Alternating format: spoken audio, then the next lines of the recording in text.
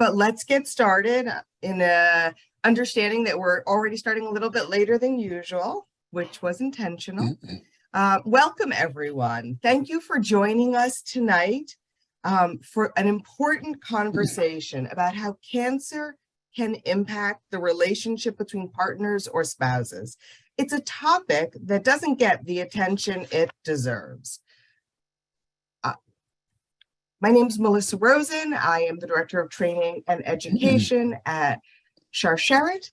And again, thank you for joining. I want to begin by sharing a huge thank you to tonight's sponsors, Daiichi Sankyo, Merck, the Sigmund and Edith Blumenthal Memorial Fund, and the Florence and Lawrence Spungen Family Foundation that funds Sharsheret's Family Focus Program.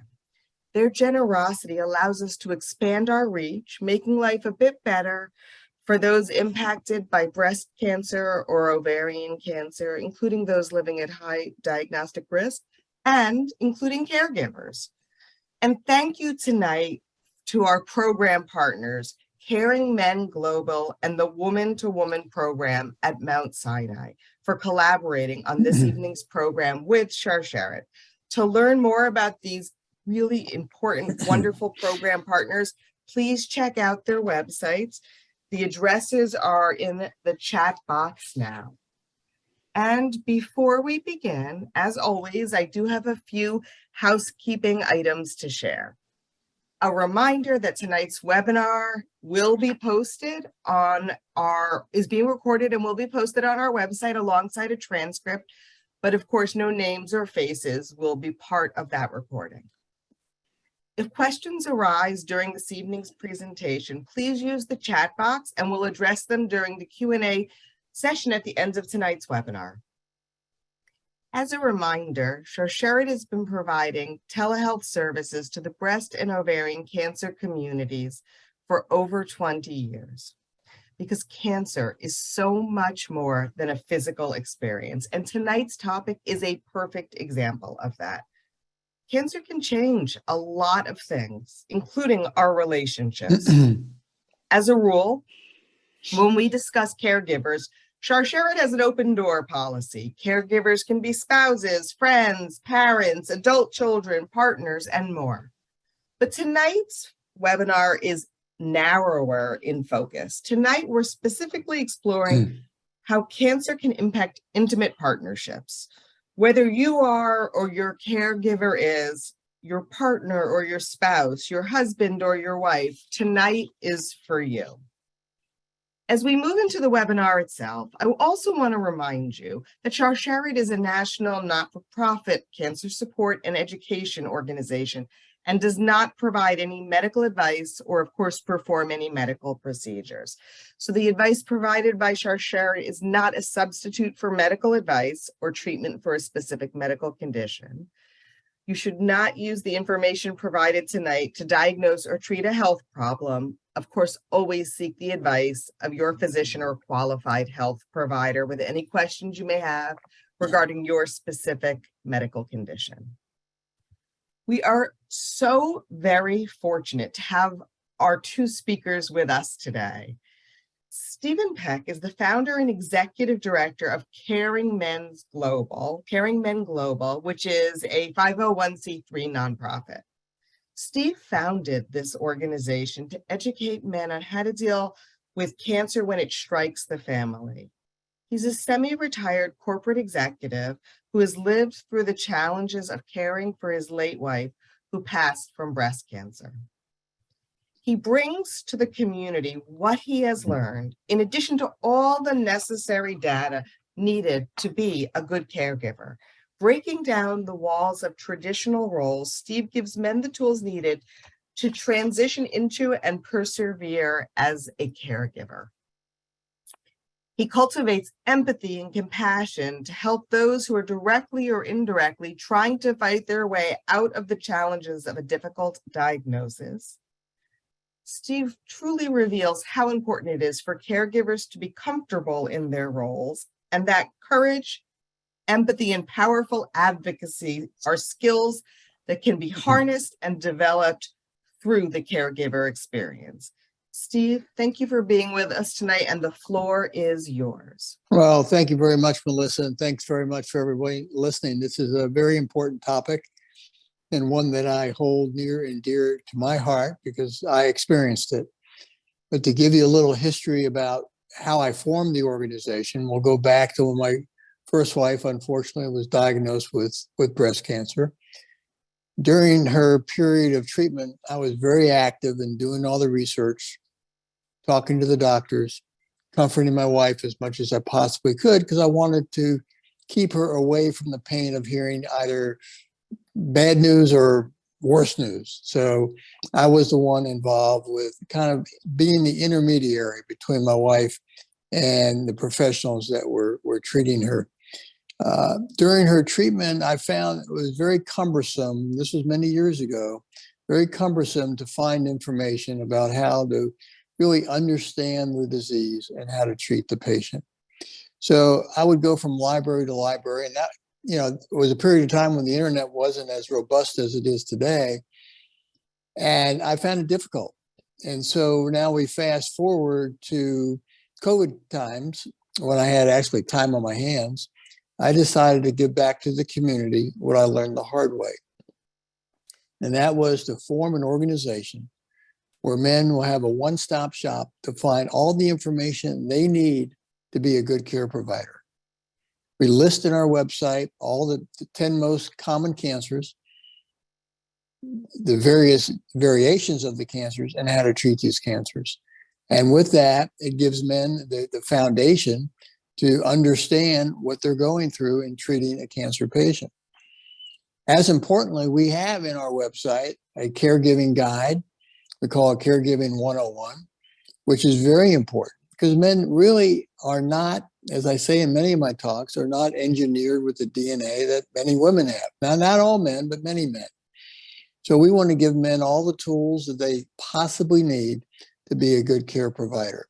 And we have that on our site.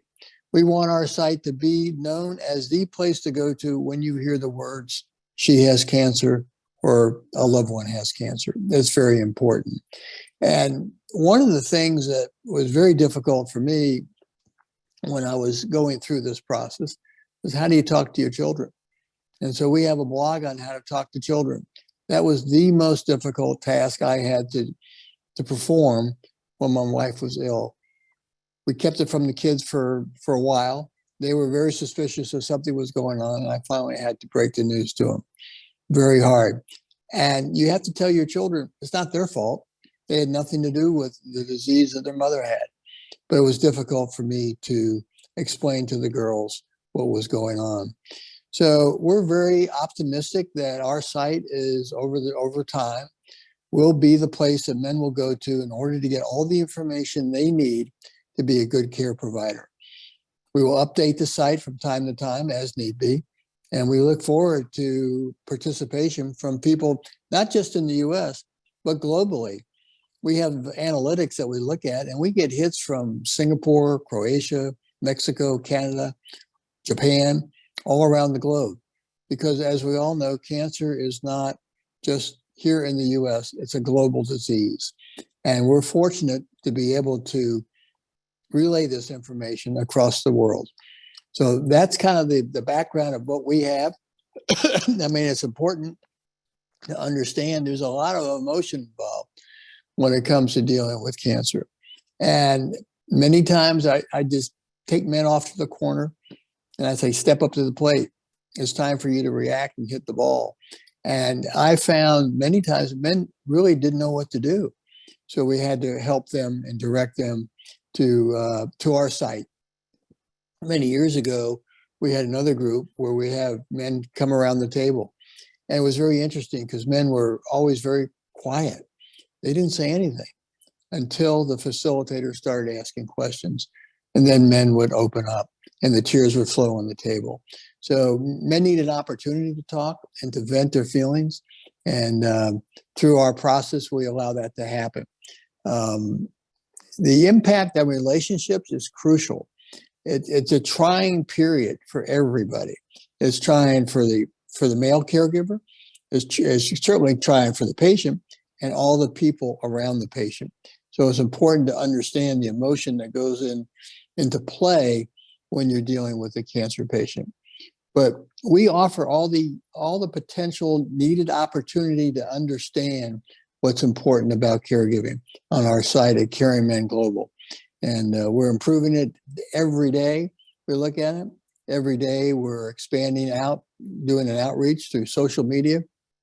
We have a direct mail and a direct marketing campaign we're working on right now to get awareness out as to the importance of being a male care provider. So that's our story. And I'm happy to chat further and take any questions. Yeah, we definitely have some questions for you that we'll ask at the end. But you've shared sort of your perspective and how you were impacted and your relationship was impacted, and honestly, what it's led you to create. We're going to pivot for a second. We're going to invite our second speaker to join us. Our next speaker may be familiar to some of you. Shira Dubitsky has been part of Sharsheret landscape for many, many years. She holds 3 masters in clinical, counseling, and educational psychology and has completed her training toward a doctoral degree in clinical psychology. Shira was the director of support services at Sharsheret for many years and now serves as a senior advisor on Sharsheret's medical advisory board. She frequently lectures across the country on varying topics, including life skills, navigating day-to-day experiences, and the way we're most familiar with her, how to manage illness and trauma. Shira has a love of humor and integrates her expertise with comedic style, making it so easy to learn from her presentations. And she's going to share sort of the clinical perspective of what Stephen started sharing. So Shira, take it away. Thank you, Melissa. Steve, as you were speaking, I really wish that your organization existed 40 some odd years ago. My dad was a breast cancer husband twice. Once with my mom, who unfortunately passed away, and once with my stepmom, who thankfully has survived. In many ways, my dad got it right both times. He was a loving and caring caregiver. He understood the art of delegating, and he went to the ends of the world for each of his wives. But in other cases, I think that my dad had a poor learning curve. There was some hard-earned lessons I thought he would have gleaned from his relationship with my mom when he first faced breast cancer, but I noticed that he tended to make similar missteps with my stepmom. In both instances, my dad wanted to just throw on his cape and swoop in and make everything better. So he wanted to relieve both women of the burden of having to make decisions. He wanted to publicize the diagnosis and reap as much communal support when both my mom and my stepmom wanted to be more private.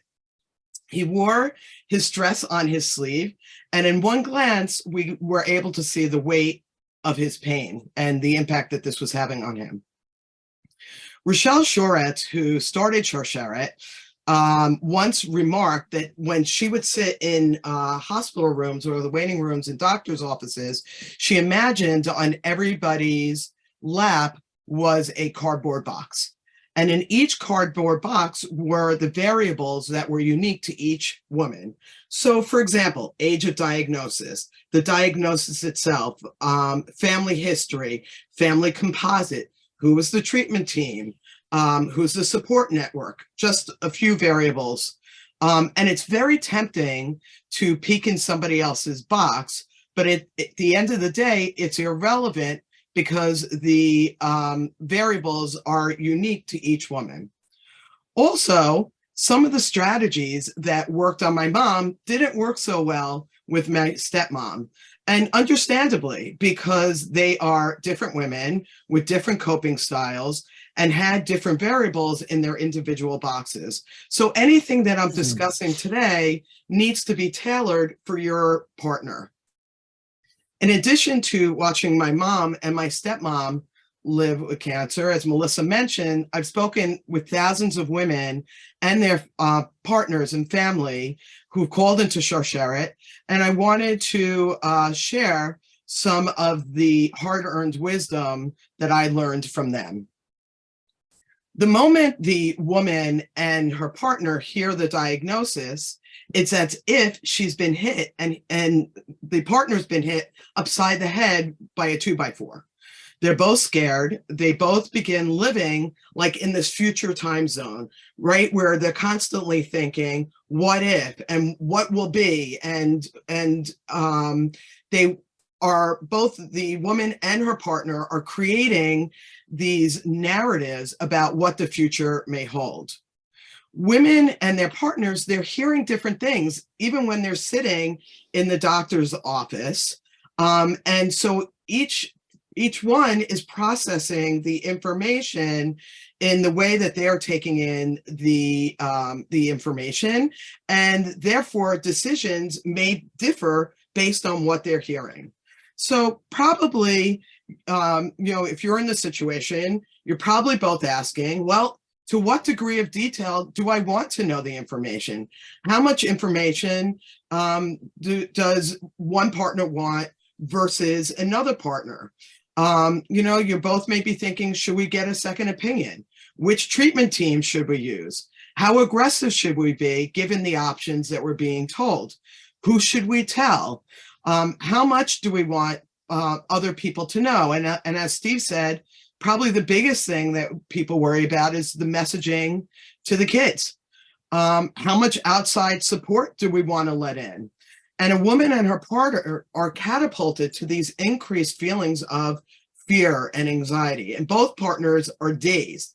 And even though the woman is hosting the cancer in her body, it affects everyone around her because there's no hierarchy of emotional pain. So here are some takeaways. Discussion is better than assumption. It's natural to assume what each partner wants, but this is uncharted waters, and it's critical to talk through things so that both partners can understand and are clear about each other's headspace. It's important to really hear each other before going into decision-making mode, and having these conversations before making decisions diminishes frustration and accusations and angers and misunderstandings. Often what we find is that partners are dropping these subtle hints that reflect their thoughts and feelings without being completely transparent or forthcoming. Partners are frequently dealing with emotions in isolation because they don't want to trigger or upset their partner.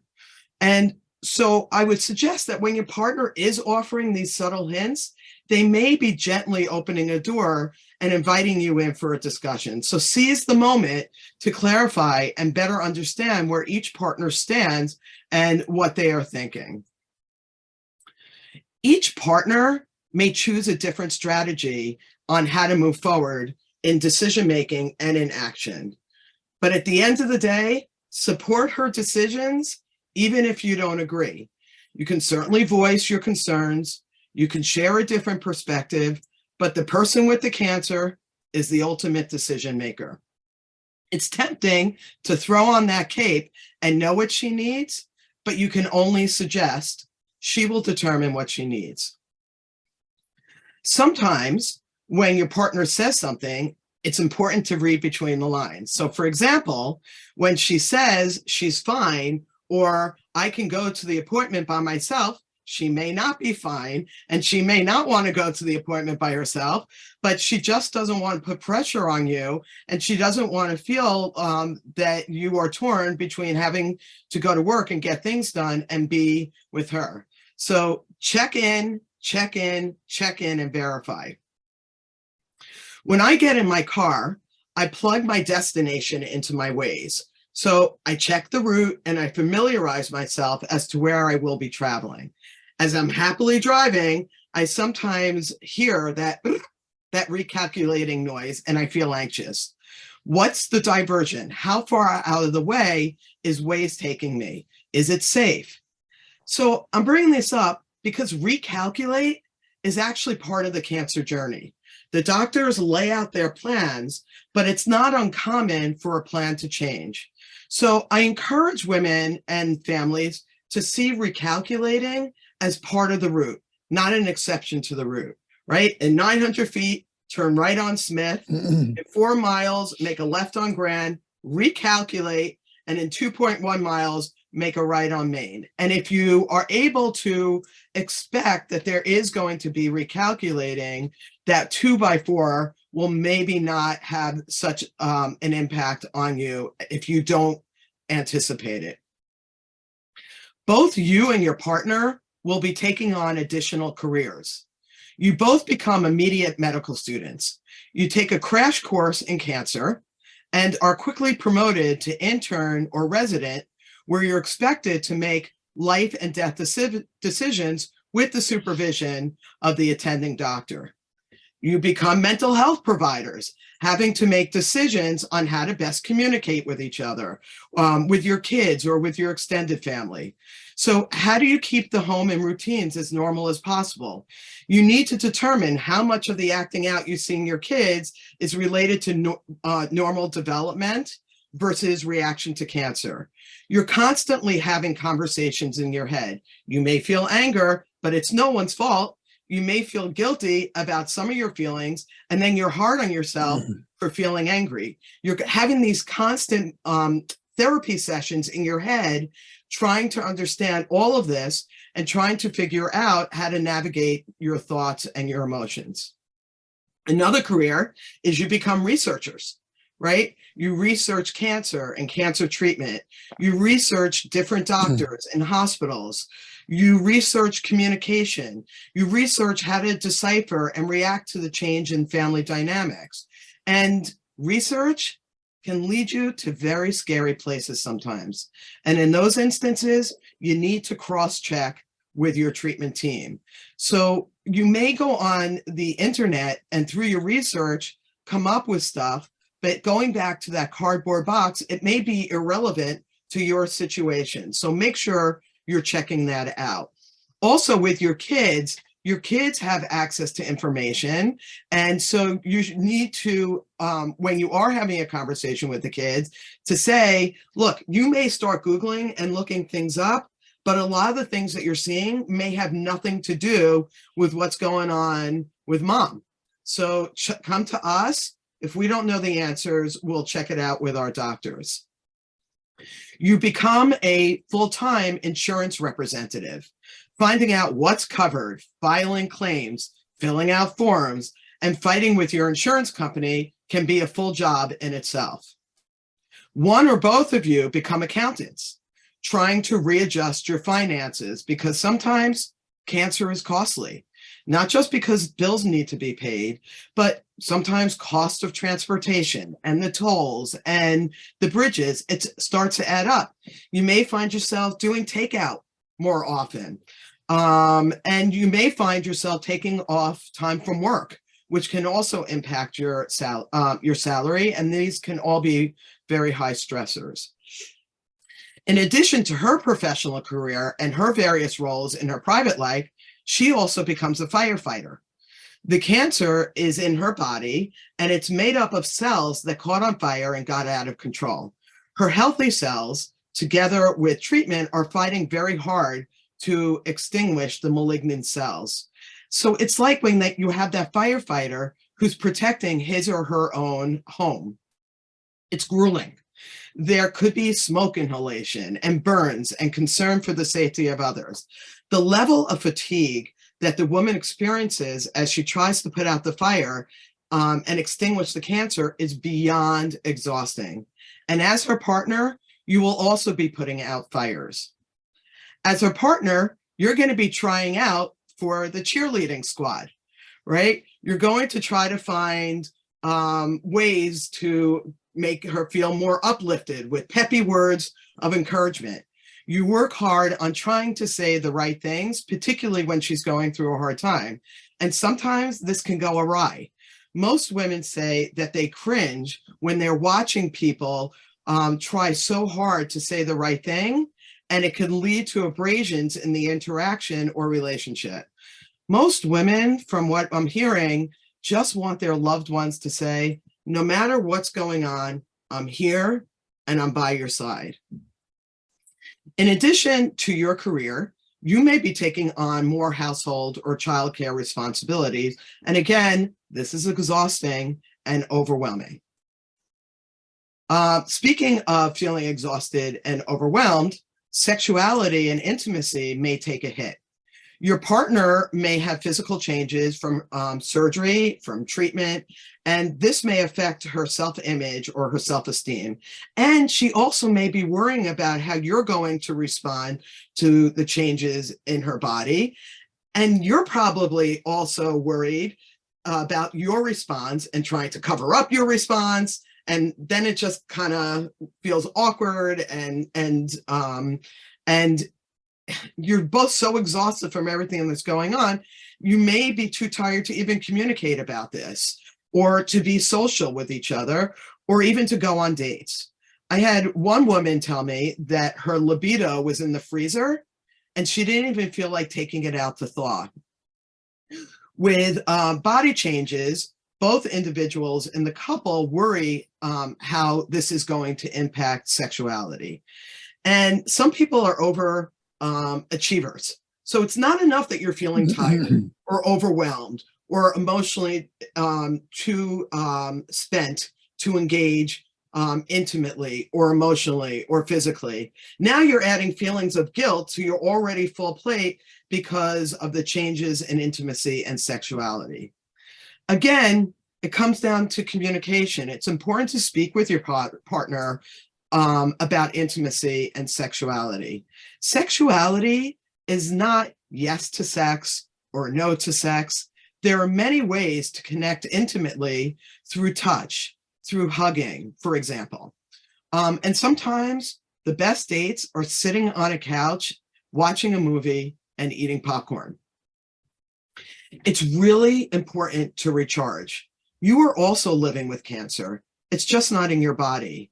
As a spouse or partner, your batteries also drain. So I ask you, how many times have you plugged in your phone, even for 5 minutes when you were running out of the house? So you obviously believe that those 5 minutes of recharging make a difference. Now we know that it takes longer to get a full charge, but even if you just have 5 minutes, take advantage of it. Take the time for yourself. Take time together. Lean in on your support network. People want to be there for you, and be specific in how they can help. They want to help and they appreciate being told how they can help. Remember to laugh. There's a plethora of research that suggests that the act of laughing actually releases endorphins, which can help with healing. Laughter also reduces stress, and it's also very bonding. When active treatment is done, we want to wrap up cancer with a pretty pink or teal ribbon and put it away. But survivorship is messy. I think that we're wired that we shouldn't take a hit physically and emotionally at the same time. It's not unusual for us to receive a call from a woman or a family member, and it goes like this. When I first heard the diagnosis, it was hard, but I got through it. Surgery and treatment were brutal, but I got through it. Changes in the household were challenging, but I got through it. And now that I'm done, the emotions are crushing me. You and your partner have most likely changed. You may feel closer and you may love each other more, but not all relationships become stronger. Cancer sometimes causes relationship problems or makes existing problems worse.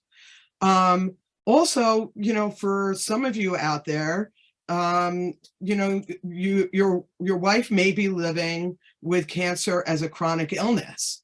So, all these things that I'm talking about become even that much more magnified. And I think that there's always kind of this low level of what's going to be. Here's probably the biggest advice I can give you. I could sum it up with one word: dignity. Remember that under all the cancer, under all the treatment, under all the stress, is the same person that you fell in love with. What was funny pre-cancer can still be funny.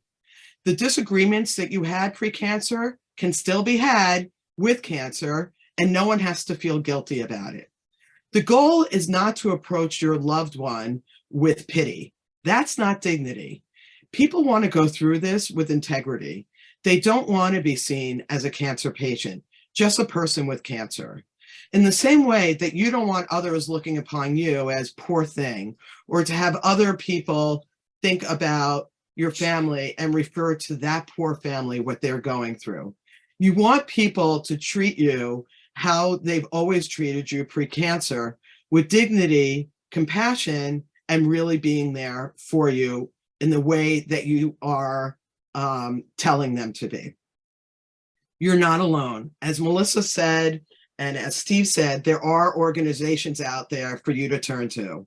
So, rely on your extended family, rely on your friends, and lean into each other and reach out to these different organizations. Sharsheret, we have where you can speak with a social worker who can give you helpful resources and guidance. We have a program called Family Focus, and support can be tailored for you. There is a Facebook group for caregivers, literally making Sharsheret accessible 24/7. We have resources for your wife or partner. We have resources for your kids, and we have webinars that similar to this, where we have this library that you can just go to on the website, and you want to know how to speak to kids, we've addressed that. You want to know about sexuality, we've addressed that. A lot of these things we've addressed, and now we're just going to be adding this to the library. Our resources are all free and confidential. They're informative, resourceful, and again, they're custom for you and your family, and are all presented to you with dignity and empowerment. You won't be perfect. You will annoy her. You will say stupid things and take it all back. She will take things out on you. She will retreat. She will say things that will upset you and take it all back. But you could put all that aside. Remember who you both are underneath all that cancer, and be that someone she is grateful to have in her life. Melissa? Thank you so much, Shara, for such practical tips and such great advice. If we could also bring Steve back on, yes, the three of us will be here. We have, first of all, I've gotten a couple of questions through the chat. If you have questions for either one of our speakers or just in general, please put them in the chat box. But we did get questions as people were registering, so I'm going to start with some of those. So one of the questions, and we got this it was worded by different people several different times, slightly differently, but the concept is all the same. How can you manage it when your partner and caregiver has a totally different philosophy when it comes to dealing with illness? And, whether it's, buck up, you'll be fine, and I have to mourn this now, or a different type of distinction, but it makes it feel incompatible. How do you deal with that? Steve, do you want to take that first? Yeah, I'm happy to take that one. That's a tough one. I've always said nothing beats having a discussion, and whether or not you need to have a discussion one-on-one or three-on-one or four-on-one, get guidance. It's the patient that has to be taken care of. The patient comes first. The male caregiver is second, and in conjunction with the family. If you have a disagreement with the patient, understand that you can have a disagreement, and that's okay. But you can have a third party help you facilitate how to get through it. Very important. Because if you don't have a third party facilitator that you both trust, it will hurt the patient. And my theory is when a patient's going through chemotherapy, if their cortisol levels are high, that will interfere with the chemo treatment. And so you want to keep the patient as comfortable as possible in order to get, or in order to have the treatments as effective as possible. So get a third party, a professional third party, to help you facilitate the differences. Thank you. Shara? Yeah, I actually really agree with what Steve said. And, you know, again, at Sharsheret, we are fielding those kind of things, and we can certainly help think out loud with you. But, you know, I think that if you see this as a team, the woman who, you know, the person, as I said, who has cancer is the ultimate decision maker. And just like, you know, in any situation at work, sometimes it's frustrating that you think that you actually have the breakthrough idea and your boss and supervisor really wants to go in a different direction. At the end of the day, they get the final say. But what I particularly liked about what Steve said is that sometimes you know, it could help to get another person's eyes on it that can help really guide you. That's great. That's great. Thank you. That's strong advice. Okay, here's one. My husband has a tendency to try and fix everything. He can't fix this, and he's just getting more and more frustrated, and so am I, because I need his support, not his frustration. Well, let's just flip it. Shara, you start this time, and then Steve, if you have anything to add. Sure.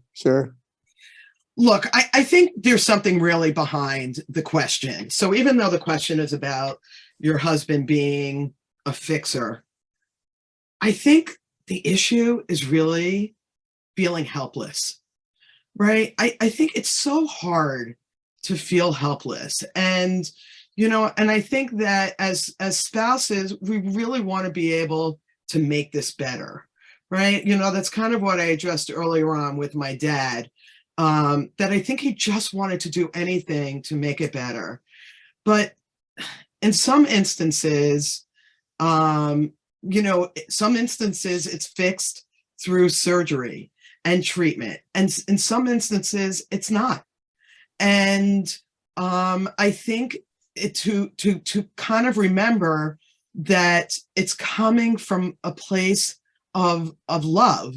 Just, it's so hard to watch somebody that you care about go through such a difficult thing. It's painful. And so that's really what's behind it. So I think that if you can shift the conversation and kind of say, look, I love you for wanting to fix this. That's what I love about you. And I feel like I love that you're trying to take care of me and you know, and protect me. But, you know, I think that we kind of have to sit with that, you know, this is a process, and we're going to have to kind of be in it, and to kind of just acknowledge that. Anything to add? Steve, can you hear me? Anything to add? Yeah, there you go. Yeah, no, absolutely. You know, it's interesting. I've always said that every man's a carpenter, and therefore everything looks like a nail, and they just want to hammer it and make it go away. And so that's a common scenario where men just want to fix it. But many times we can't, and therefore you have to reach out and ask for, you know, and ask for help. But you know, men are from Mars and women are from Venus. We are made differently. And, you know, and part of what we try to do is to help men understand the various components of being a caregiver. It's not just taking the hammer and hitting the nail. It's consoling with the patient and asking for advice. There's nothing wrong to ask for advice. Men have a hard time doing that. I had a hard time doing it. I don't anymore, but I did then. And so therefore, you know, we offer as much opportunity for men to research the information and get as much data as possible to help them make the right decision. It's tough. Yeah, you know, it occurs to me as you're saying this, that anybody in a caregiver role, whether it's a spouse, a partner, or although it goes beyond today's scope, you know, a best friend, a parent, an adult child, once you're in the caregiver role, you want to try and fix it. And of course, like you said, everybody's personality is different, but I guess there are some things we have to accept. Can't be fixed by us, but either need to be tended to by medical professionals, or unfortunately, there are some things that can't be fixed, and everybody's going to have to come to terms with, what they can do, there are always things that can be fixed.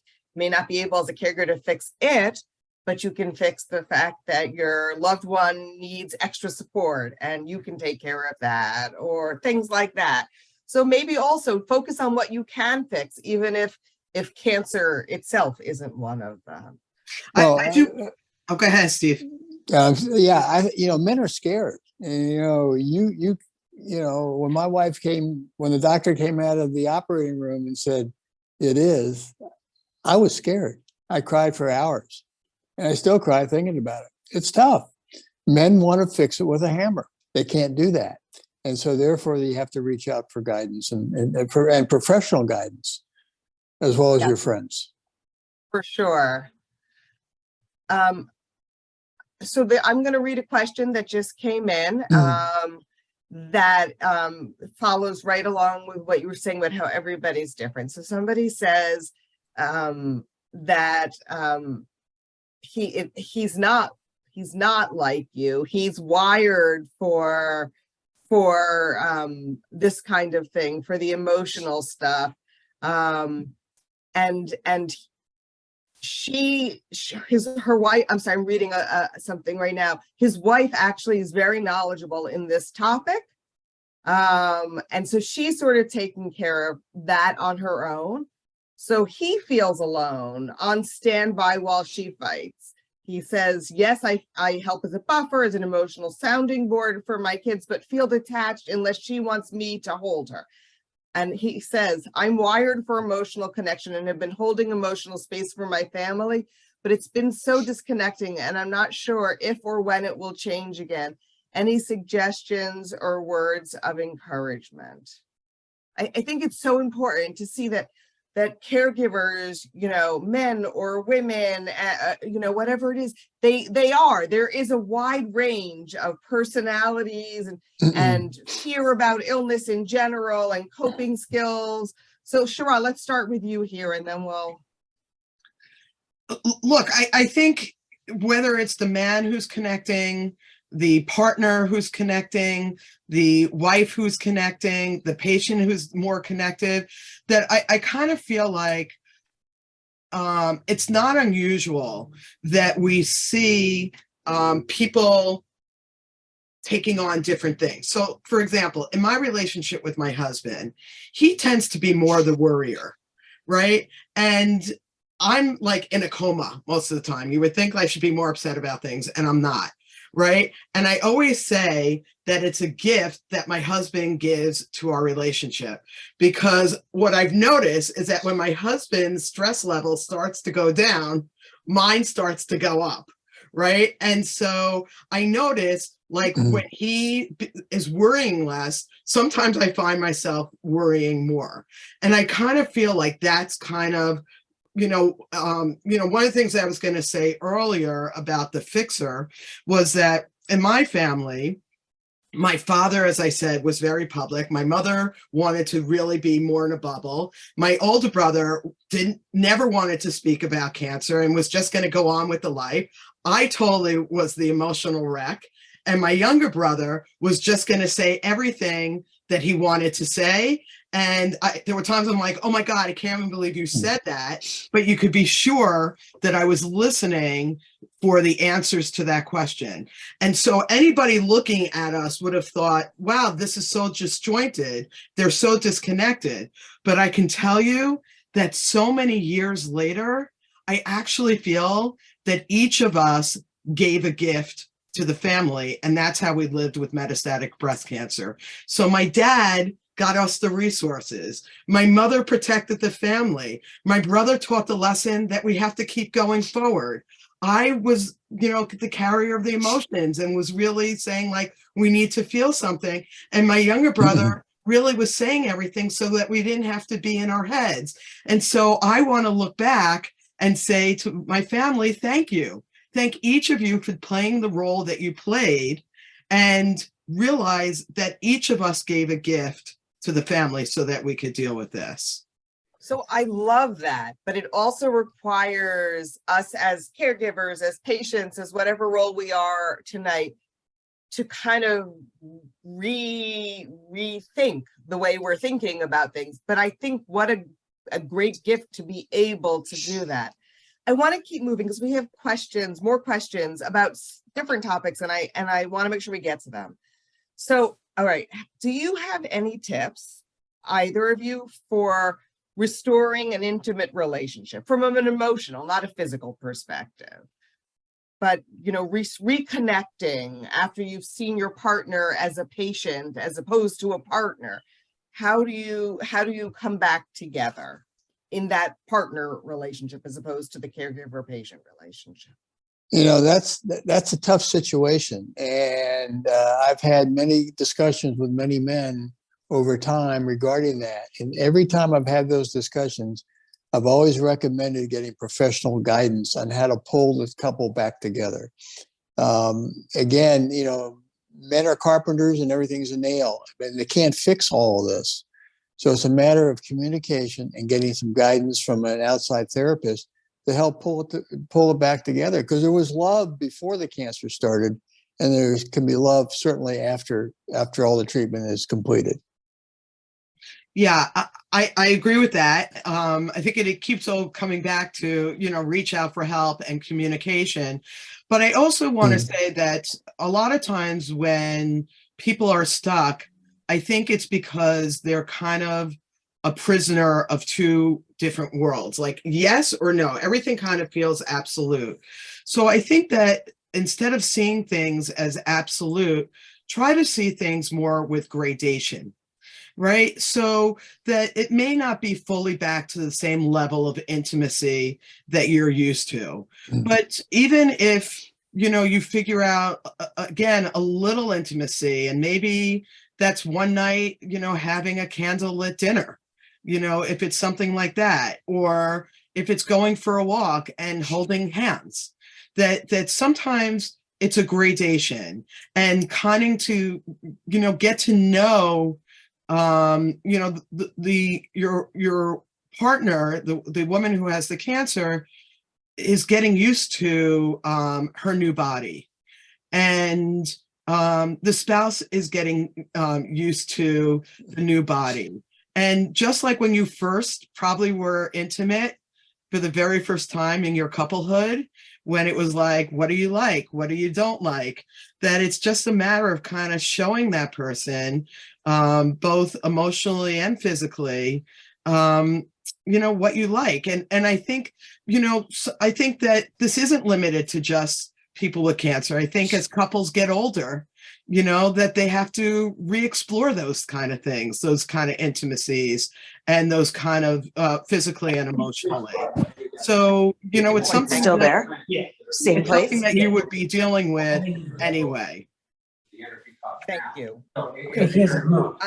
I'm going to ask everybody to mute because I hear there's something going on somewhere.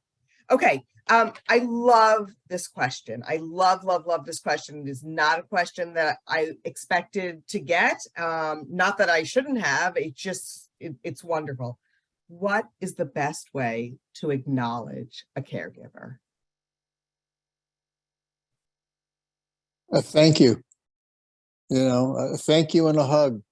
You know, from not just the patient, but the surrounding family. Being a caregiver is a tough job.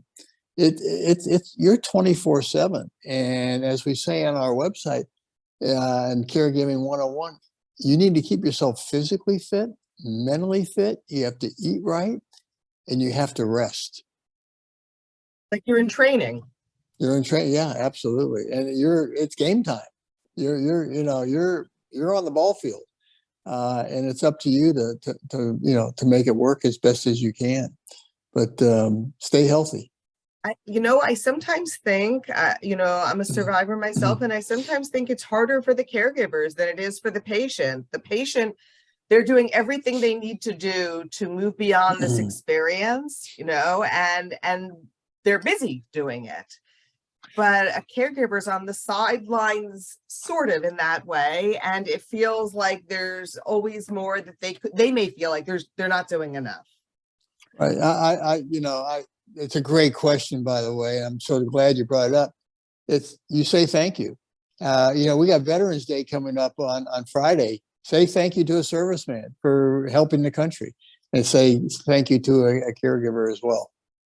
Yeah, I love that. And the only thing I would add to that is that it goes back to what I was saying about how a woman doesn't want to always feel that she's a cancer patient, that she wants to feel like she's a mom and she's a partner and she's a wife. And so I think another way to kind of normalize the experience is give back to your partner. Right? How great is that to be able to do that? Like, to really kind of normalize your life and to really give back to your partner. And I think a way that a partner can also help is to receive that she also wants to take care of you, because that normalizes her life and it gives her pockets of being a non-cancer patient in those moments. Great advice. Okay, I unfortunately only have time for one more question, maybe two, because I don't want to ignore what just came in in the chat box. So, what if, as a patient, someone isn't getting the support they need from their partner? How we can talk about, we can also talk at a different time about they can get support from friends and they can get support from other places like Share It and things like that. But the question here is, how do you get beyond that hurt? Sure.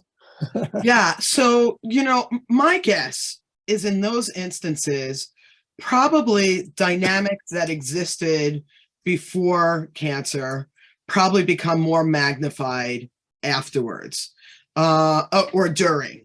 And so my guess is that that it's just that much more exaggerated in this instance. So it's probably something that you've been dealing with. So maybe go back to your blueprints on how you used to deal with that kind of thing. And in that instance, I would really agree with Steve that if you're finding that your partner is really absentee, to really get some help with that. And if not, you may have to fill in the gaps, figure out what that person can do. I often say, as an example, that, if I have a 10-gallon jug of water to give to my husband in any given moment, if I gave him everything in my 10-gallon jug, I gave him 100% of what I had. If my husband in that moment only has a 4-gallon jug, and gives me everything that he has in that, he's also giving me 100%, right? And so sometimes, whatever your spouse can give you or your partner can give you, it may be everything that they have, and you may need to get it from other sources. That's very solid advice. I remember you saying that reminded me that you've shared that before, and very solid advice. Okay, so this last question sounds like it's a plant, but it actually came in. So can you please share any resources that can be provided to patients or their loved ones? So this is from a healthcare provider on the subject. So you've heard throughout the course of the evening, you've heard Steve talk about Caring Men Global. You've heard Shara talk about the resources Share It has. I am really grateful. We're going to put in the chat box right there right now. Share It's resource page for caregivers specifically is up. And I know that the Caring Men Global one is right there now. I just want to share a bit about Share It's Spungen Family Focus Program. These resources are available to any type of caregiver. We're going back to that open door, parent, friend, spouse, the partner, adult child. And the program includes so much. Caregivers can speak one-on-one with our social workers, perhaps to vent on a difficult day so that you're not burdening your loved one, or to learn tips for caring for a loved one, or to be connected to resources. It includes a family focus kit, which includes an amazing variety of resources for caregivers, including how to care for yourself. Like Steve said, this is like a training. It's really important. We have a Facebook group, Shara mentioned. We're putting the link to join that Facebook group for caregivers in the chat box right now. It's a great place to find suggestions and support, like Shara said, 24 hours a day. And finally, check out the caregiver section of our website. It is filled with articles, ideas, videos, other resources, so much that you will find something that works for you. And as always, these resources are all customized, confidential, and completely free. As we conclude this evening, I want to thank Stephen Peck for sharing your very personal experiences, and including how you stepped up to address this important need for men across the world and caregivers across the world. And to Shara Dubitsky for sharing your practical insights on a subject that doesn't always get the attention it deserves. I want to share some upcoming programming with you, but before I do, please notice that there is a link in the chat box to a brief evaluation. You can click that link and still listen about our upcoming programs. So next week, Sharsheret is hosting its second annual Men's Health and Hereditary Cancer website. As we've hammered home tonight, caregivers cannot neglect their own health. Hereditary cancer is both a woman's issue and a men's issue.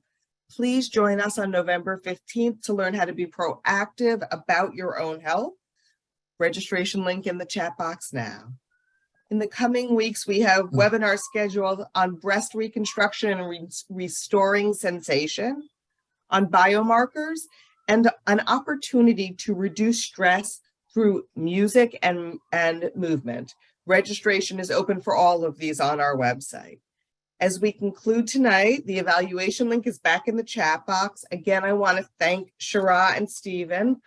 And I want to thank our program partners, Woman to Woman program, the Woman to Woman program at Mount Sinai, and we can put that link in the chat box, and Caring Men Global, again, that link in the chat box. They both have amazing resources.